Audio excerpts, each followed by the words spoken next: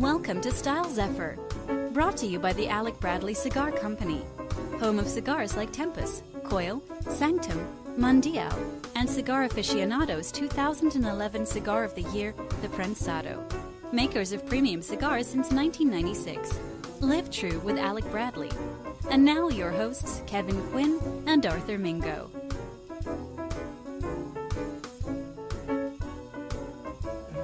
Alrighty, what's going on, folks? My name is Kevin. Hi, this is Arthur. That's Arthur. Thank you, Kevin. I think I said this is Arthur. Not a problem, bro. Welcome to the first installment of Style Zephyr, folks. Yeah, so this is pretty much going to be a conversational-based podcast as far as all things style, whether it's lifestyle, booze, drinks, clothing, accessories, anything along those lines. Like I said, we're going to be making it conversation-based, so pretty darn casual. I'm not going to go ahead and say that we're coming to you live because it drives me nuts as a communication major when folks say that, oh, we're coming to you live.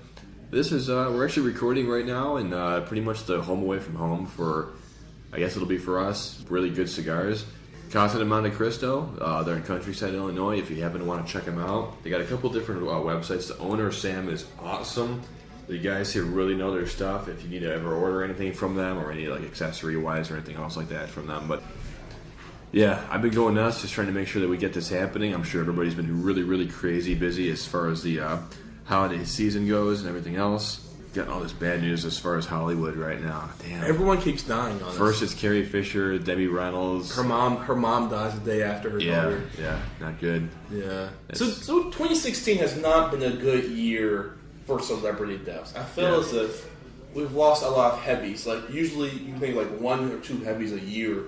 I feel like we've lost a lot of really good people this year. That's true. Yeah. Even like the other day, like it was, even after like Muhammad Ali, I still miss Robin Williams. Like when Robin Williams passed away, he just says, I love improv comedy. Like Robin Williams really hit me hard, and even like when Joan Rivers passed away, like it's only afterwards that like folks will start like posting up on like YouTube videos and whatnot about like, oh, I loved it from back in this. It's like I only watched that like a month ago, and yet now they're, anyways. Yeah, and then when you think about fashion and style, you have the likes of David Bowie and Prince, two men who refuse to be bound by anyone's assumption of what masculinity is or should be. Right. And Prince's ever-loving love of the color purple. Just everything had to be purple. Yeah. But yeah, it's been a tough year. I just feel like 2016 is just like anyone that you like that's a celebrity, well, you can pretty much say goodbye. I feel like I'm living a 1-year episode of Game of Thrones. Everyone I love is just dying off. It's only because we're just talking about Game of Thrones and I don't watch TV. Yeah, we're going to eventually have like a DVD, like extras or like bloopers or something, because we've been just going on talking like the last like hour and 40 minutes or so, it seems like.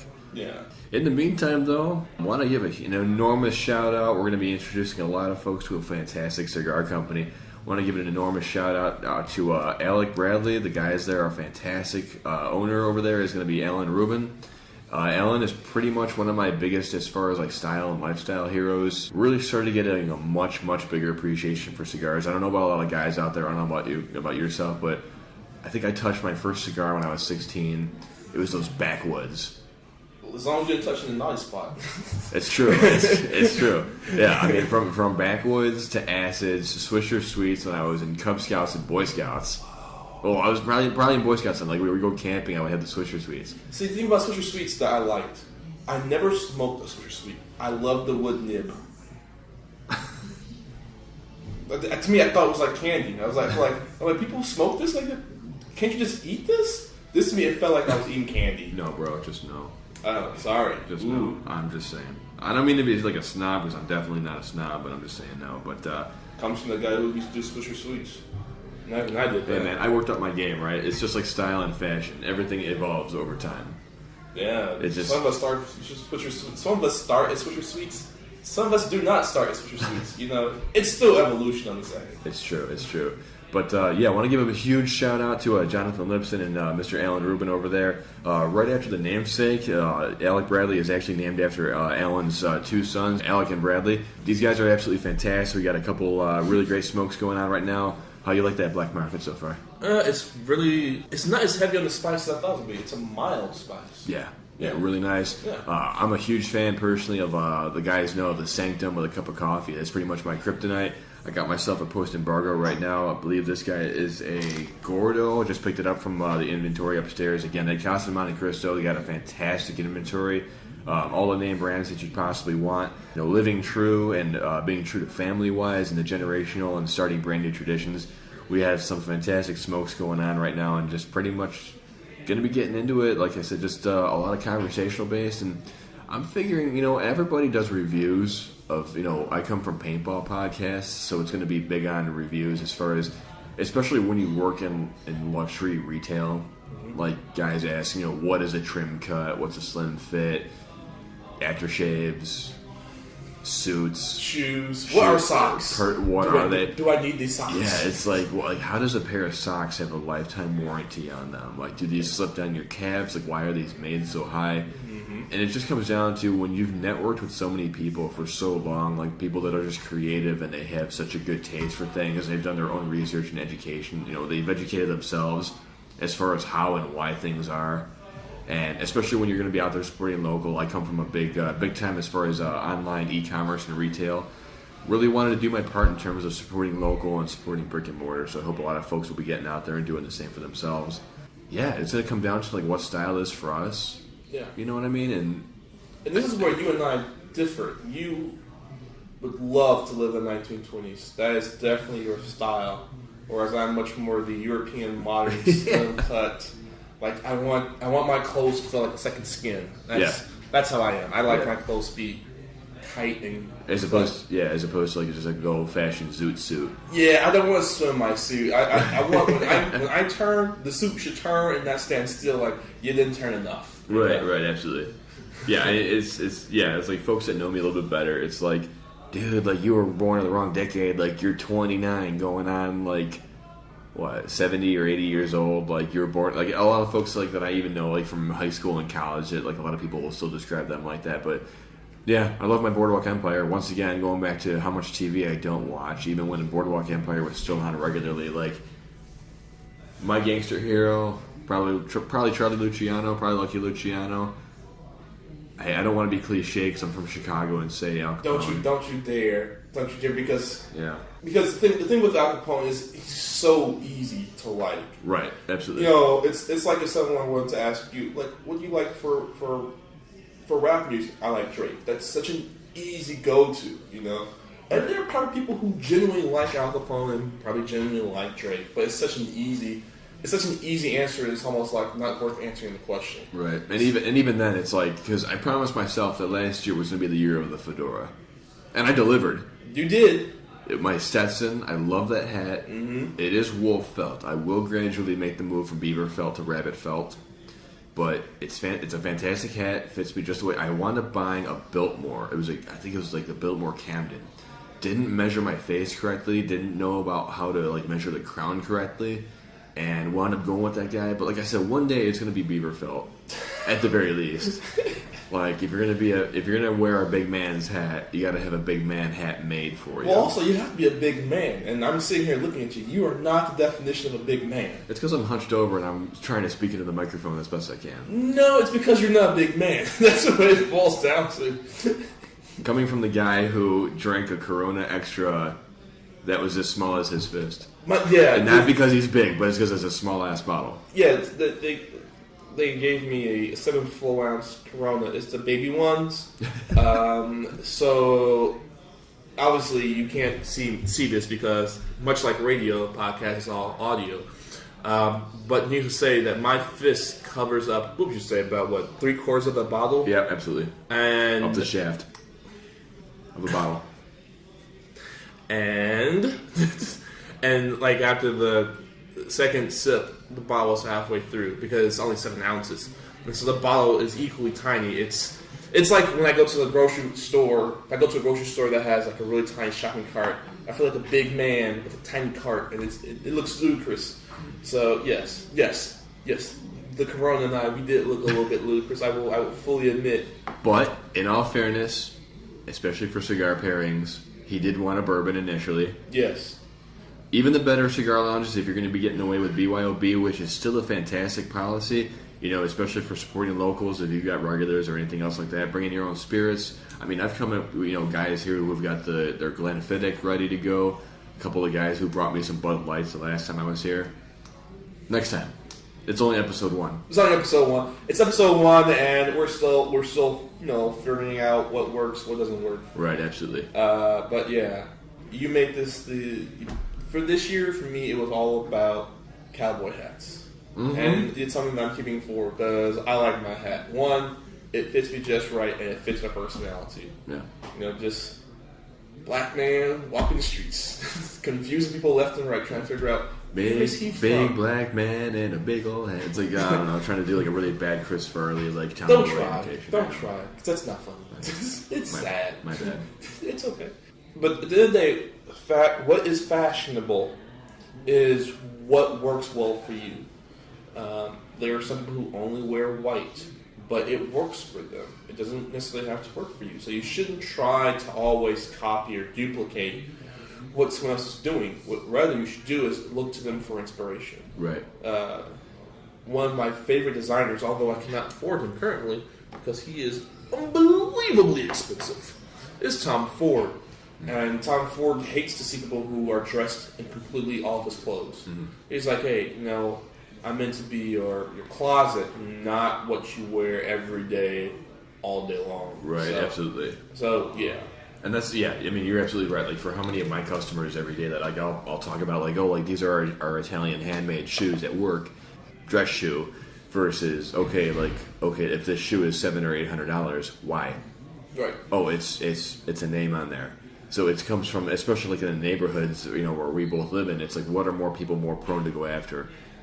It's the difference between that and, say, for example, making a down payment on a used car. Right. So just in terms of practicality, I love the man. I love his philosophies. I love his marketing, and I love all that about him. But again, it's just going to be, for the friends of mine who are a little bit more into like the timepieces, it's more of like a Citizen versus Rolex.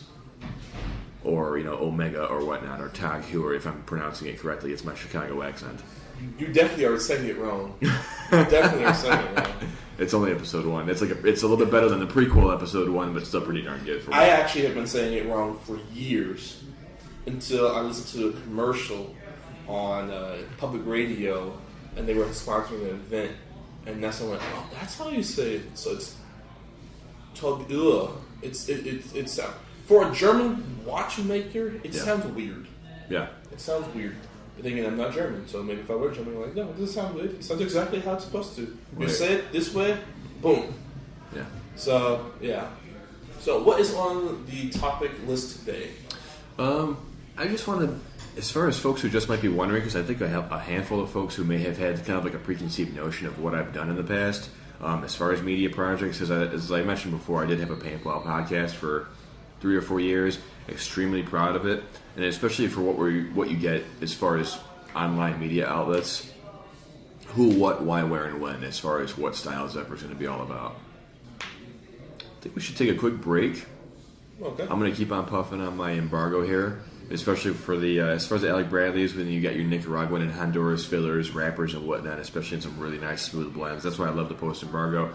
I'm going to be getting my hand on a Prensado extremely soon, and then after that, even it'll be a matter of, I don't know, man. I think I got to treat myself even to a box of Prensados. I didn't get myself a Christmas gift this year, and I was just too damn busy. I like to cook, so I bought myself a new crepe pan. Hey. Yes, because I love cooking, so yeah, Gotcha. I bought a new crepe pan and a new roasting pan. Gotcha. Yeah. Alrighty, folks. All that and more with the new topics, and we're going to go over some more of why we are so awesome and why we're just going to keep on getting awesomer after this with even better grammar after this. Hi, my name is Alan Rubin, and I'm the founder and owner of the Alec Bradley Cigar Company. For 20 years, Alec Bradley has been raising and reinventing the bar for premium cigars. Based in the United States, we grow, harvest, and handcraft the finest cigars utilizing the highest quality tobaccos from around the world. Our quality has been featured in numerous publications worldwide, including Cigar Aficionado, winning Cigar Aficionado's Cigar of the Year in 2011 with our Prensado line. While we're proud of our accomplishments, we're most proud of doing what we do with passion and an emphasis on family. We oversee every aspect of cigar manufacturing with a care and attention to detail that is unmatched. The end results are cigars that bring people together, enhance relationships, and moments that are well-deserved by those who choose to participate. At Alec Bradley, we have our own flavor, uniqueness, and style. Each cigar is its own experience and is true to itself. As a first-generation cigar maker, we don't have generational history, but we honor the timeless traditions associated with fine cigars, and it's time for us to start our own traditions. So come live true with Alec Bradley. For more information, please visit us at www.alecbradley.com. We proudly pair Alec Bradley with Style Zephyr to be true to you.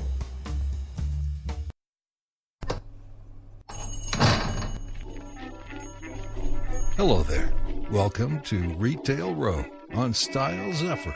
A lot of people have strong feelings about online shopping versus local small businesses and brick and mortars that make up our communities. The truth is, there are some very passionate and well-experienced folks out there that are experts at the craft and want to help teach you how to shop and buy better.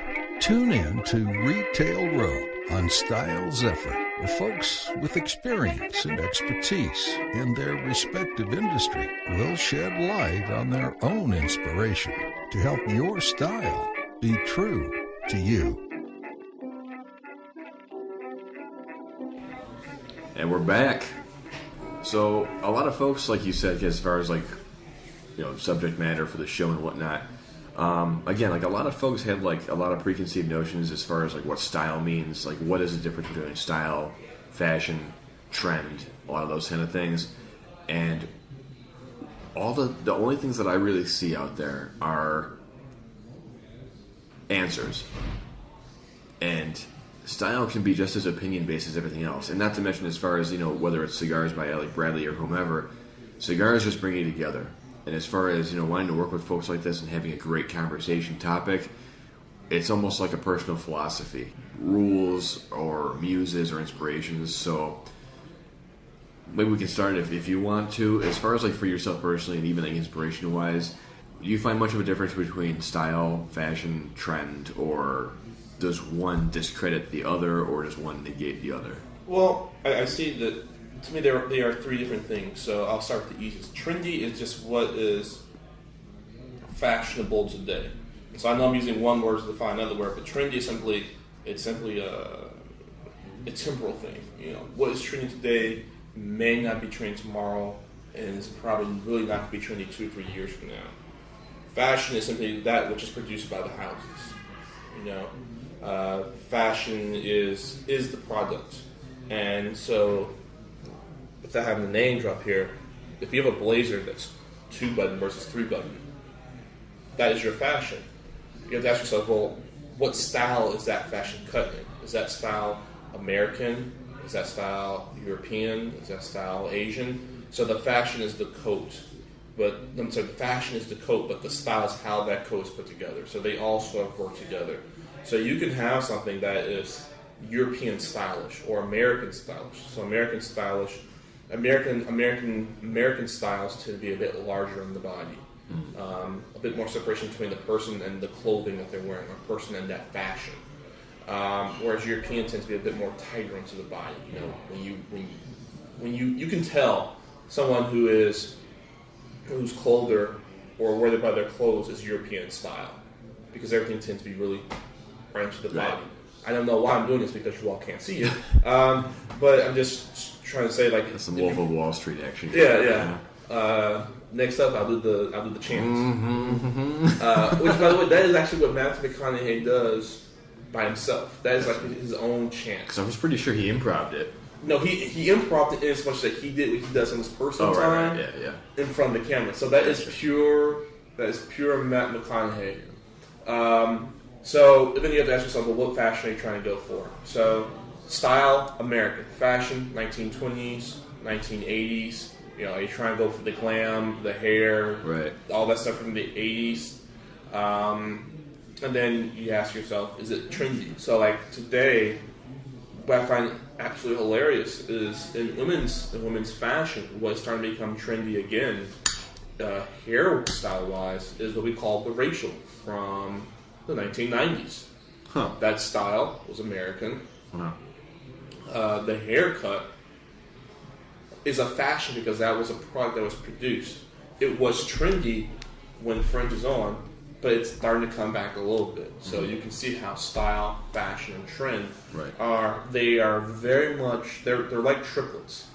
At times it's difficult to tell the difference between three of them, but they are, at their essence, three distinct different things that just work really well together. And the only reason why I like European style clothes is I just like my clothes to be a bit more up to me. The downside of that is that your body has to stay exactly the same. Like if you lose or gain weight, then you got to start all over again. Whereas American style is a little bit more forgiving. You can have that fluctuation, and your clothes for the most part are going to look exactly the same. But with the European, no. If you've had too much pasta, then you got to go and buy a different shirt. Right. Whereas with American, you can give a little wiggle room, as it were. Which especially because that's of the very, very, very few resolutions, because I'm not sure if I believe too much in New Year's resolutions, but I'm going to go custom this year. Mm-hmm. Well, the next upcoming year, I'm going to at least start with a shirt. We know a folder. What's that? We know a folder for shirts. We do. Yeah. I mean, it's going to come down to economics. It's just like when folks have come into my shop and they ask me about hats. I said, okay, you know what? This is going to come down to budget. I mean, this is probably going to be a conversation for like another episode-wise, but it's going to be the matter of off the rack versus. I mean, it's just like suits. Would you rather get a hat off the rack or made? Bespoke. Yeah. Right. Which, I mean, it's going to come down to build quality. It's going to come down to how the build quality is, the material, the colors, so on and so forth.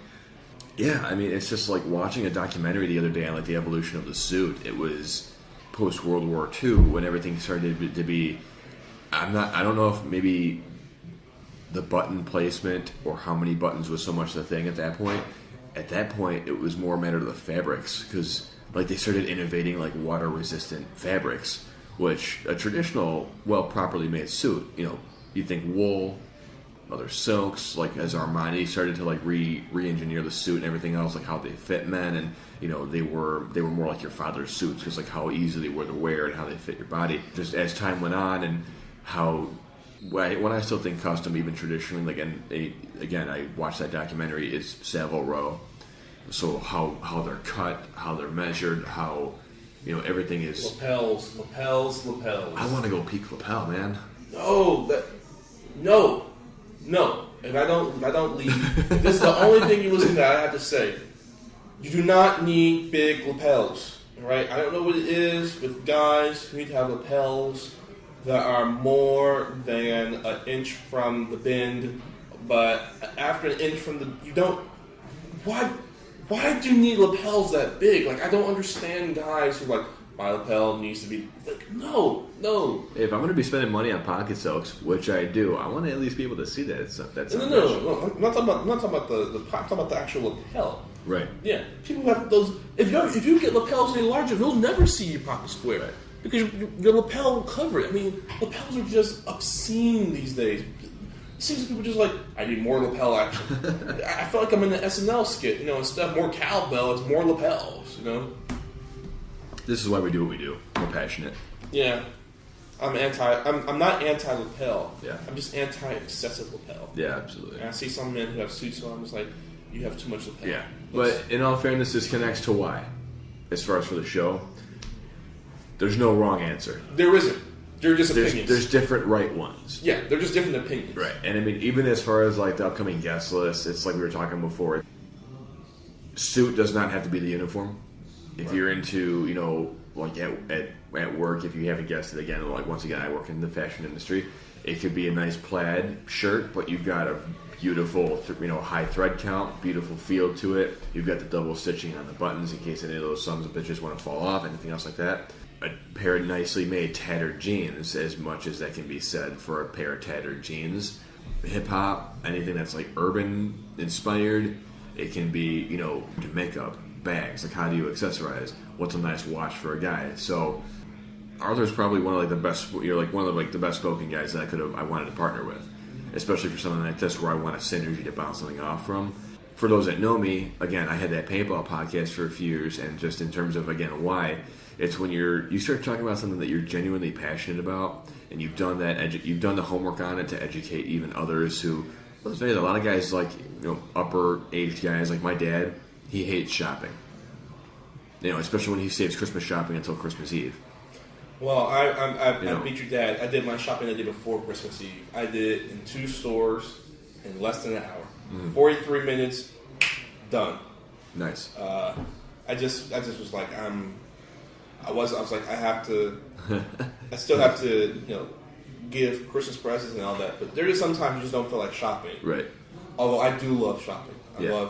I love going into the room and having things pre-picked out, and then sort of feeling what I like, what I don't like.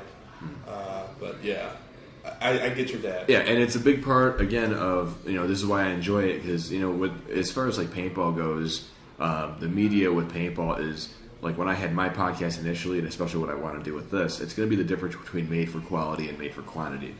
If I'm going to want to talk about a topic that I don't know all that much about, I'm going to want to bring in somebody who does. Right. If I don't, vouch for something or give like a personal testament to, or like anything else like that, and then I want to bring in somebody who can and at least speak very informatively. Because when I pitched you the idea, it was like, okay, I don't want to tell people what to wear on a job interview. I don't know what the best outfit is to wear on a date. Evidently, in the past, I've been pretty darn good as far as choosing both. And it depends on the date, and it depends on the job. Right, absolutely. And then, even then, is there a time and place for picking your battles when they tell you, dress for the job that you want, not the one that you have? With your extra large lapels. Absolutely, with an actually really nice lapel pen and a beautiful pocket silk in there. Silk, or as some guys swear by, linen. I just happen to be a silk guy right now. Linen's better. It's true. I think so too. Just a little bit easier to keep clean too. Yeah, and also part of the reason why you have a pocket square is that someone needs it. They can use it, and people feel a bit more comfortable with a linen pocket square if they need to use it than they do silk. Right. People tend to go, "Oh no, it's silk. I can't use it." Like, yes, you can. That's the reason why I bought it. That's why I gave it to you. Yeah. Hey man, I got beautiful herringbone jacket, my tweed jacket that I got. I got to throw a little. Got a purple, more like a burgundy V-neck sweater I got with that guy. Plus my pocket silk pops really nice. But I want to produce a show that was going to be made more for that quality rather than the quantity. It's going to come down to people that enjoy it more, and that's another thing about it, is just that almost anybody can be a guest on a show like this, where it's like an editorial type of format. Like, I don't want to come off like I'm the master and I have all the answers and this is the right style versus everything else. I want it to be it's a democracy. I'm going to keep the cast of the show pretty select and down to a few, but for the most part, it's going to be a democracy. I've met some fantastic people, even through social media, that are artisans. They make custom goods, whether you're into suits, whether you're into shoes, hair care product, or makeup, or anything else like that. There's really good, talented people out there, and you don't need to be a social media socialite to be able to have a voice heard. If I could just go ahead and coin that. I already forgot that first term that I coined earlier on, like right before we started recording. But I'll think about it. I'll remember when we're not thinking about it or remembering it. Yeah, pretty much. Yeah, and the thing is that this is a two-way street. Now it's a bit of a weird two-way street in that you listen and you respond, but we will respond back. And just like in real life, the best things happen when there's that bilateral communication. So if you hear something you're like, if you believe in the power of big lapels, let me know that you believe in the power of big lapels. I'm going to explain to you why you're wrong, but we can have a great conversation about the power of big lapels. Because I just don't understand really large lapels. And I think it also comes from the fact that I like more European styles. European styles don't have big lapels, whereas American styles, there's like lapels in your face, bam, bam, bam. And man, this is only the first episode, and for Christ's sake, you're not going to let me live that down either. No, I'm not. Because I won't let you live down in real life. So I'm going to invent a suit that has removable peak lapels. It's going to have a really, like a cheap-ass, like, Velcro underneath the fabric, right underneath there. It'll be like a bib it'll be like a removable zipper bib on a jacket, or like on a driver coat. Just unzip that sucker and you're good to go. Yeah. No, yeah. It'd be found and available in a local Carson's or Kohl's or like a Super Walmart. Do you need lapels? Well, I've got the just thing for you. These don't, but just in case you do need them, here they are. Here they are. And there's a free, I'm going to have to slip it in there, but I'll throw in a little beautiful little Alec Bradley cigar in like the 500th. It'll be like a radio show, like the 500th buyer will get a free box of cigars. Yeah, you could pour a cigar. Yeah. There are so many topics that I can think of offhand. Guys who don't tuck their dress shirts in for going out, thinking it's fashionable. I found my grandpa's cufflinks today. Once I go custom, I saw a wall today. It was awesome. You're a jerk. I am. But it is about all the little. It's about the big things and the little things. What do you do when you have a custom? Because I've only ever had one fully custom-made suit. What do you do when the tailor stuffs your pockets full of fabric? That fabric is there in case you gain weight. So that way, if they have to make adjustments and need more fabric, they have the exact same fabric that was used to make that. Because yes, you can have fabric reloomed, but it may not be exactly what you have. Yeah. So what they'll do is they'll give you the excess. They'll slip into your pockets, things like that. It's a way for you to have them in the future. So yeah, this, apart from the barbs that go both ways here, we will try to not go on as many tangents as possible, but it really is about, both the finer things in life and the simpler things in life. Yeah. Because usually the simpler things are in the details, and details, that's where the difference is. Yeah. We're going to be wrapping this guy up pretty darn soon, but like we've been talking about quite a bit, I'm going to actually throw out a quick little, again, a fantastic thank you out to Alec Bradley, Alan Rubin, Jonathan Lipson, thanking those guys for their support for their show. I know these guys, if you ever watch any kind of like their YouTube videos or anything else like that, or check them out over at the website at alecbradley.com. It was the marketing that grabbed me. They're all about family. They believe in tradition, but again, we don't have a lot of them, so they wanted to create their own. Give those guys a look. If you're ever going to be into any kind of, if you have any questions for them, or you have any questions as far as recommendations for flavor profiles or anything else like that, they'll always be willing to help you out. And at the end of the day, a big topic that we're going to be talking about later on in the show is going to be about FDA regulations. If you've ever had an interest as far as in regards to current events, the FDA regulations that are going on right now for current events, it's a huge. And with Cuba opening up. Oh yeah, absolutely. The embargo going away, and products flooding the American market. Cigars are going to become really important, because a friend of mine, his dad used to work at O'Hare International Airport, which is in Chicago. Look at the map; it looks unbelievably weird. And they would have to confiscate people who would try to smuggle. They would confiscate people who would smuggle in cigars if they were from Cuba. And what would do is they wouldn't fly, because you could not up until when the president lifted the embargo on travel, and even that is still not completely gone. What people would do is they would fly to Canada, and then from Canada fly either to Cuba or to an island nearby, and then fly from there to Cuba, and then take the exact same path back. And they would bring Cuban cigars with them as a way of getting around the embargo. And my friend's dad, his job was to, well, we know what you did. You thought you were skirting the law by flying, this really circuitous route so that we wouldn't get it. And then what they would do is they would have to burn them. And so every now and then out here, you would see like a small pile of Cuban cigars rolled the traditional way, being set ablaze, and those days are going to be behind us pretty soon. I mean, now you can start to buy those products, and so FDA regulations are going to become even more important. We're just hitting the tip of the iceberg. Yep. This is episode 1. This is going to be a lot of fun. Got some really great cigars. Probably going to wind up having to relight these guys. I mean, maybe at least your guys are burning pretty darn good. It's a great thing about a premium cigar, self-correcting with fantastic filler and blenders. These guys are amazing. And also, I know how to smoke a cigar too. Naturally. Good lordy. We're going to be letting you folks go. Thank you for tuning in.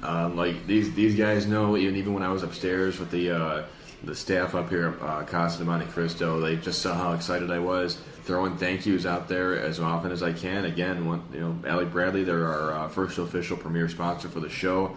Want to thank them for all the support that they've given so far. going to be hoping to bring you a lot more really, really good stuff from those guys. And we just got topics rolling in and some fantastic people to work and network with. If you folks want to drop us a line, I'm not going to be going too much of the Facebook route as of yet, but once we do, it'll be going to kind of go word of mouth right now. I'm going to go a little old school. Drop us a line on the contact page over at on the website at stylezephyr.com. If you have any questions or anything, or have any suggestions as far as topics to talk about, we'll do some research on it. If we can't, we'll just, again, we're going to be bringing people in. This is going to be all about conversation, and if we don't have the answers or the know-how at least, then we'll bring in somebody who does. So this was fun, man. Yeah. And again, thank you for listening in to our rants. We promise that we will be rant-free in, let's just say, 100 episodes. We'll be down to a rant-free area. But right now, we're going to start our little rants every now and then. But, that's just like a conversation you have with your friends. You're going to talk to your friend about X, Y, or Z, and what happens, you go off on a tangent, but eventually you make your way back. And we think that this style is a much more natural style. And we just want to bring you in on our conversations that we have about what's happening in the world today. Absolutely. Folks, thank you very much for your time. And as always, with style, be true to you. Take care.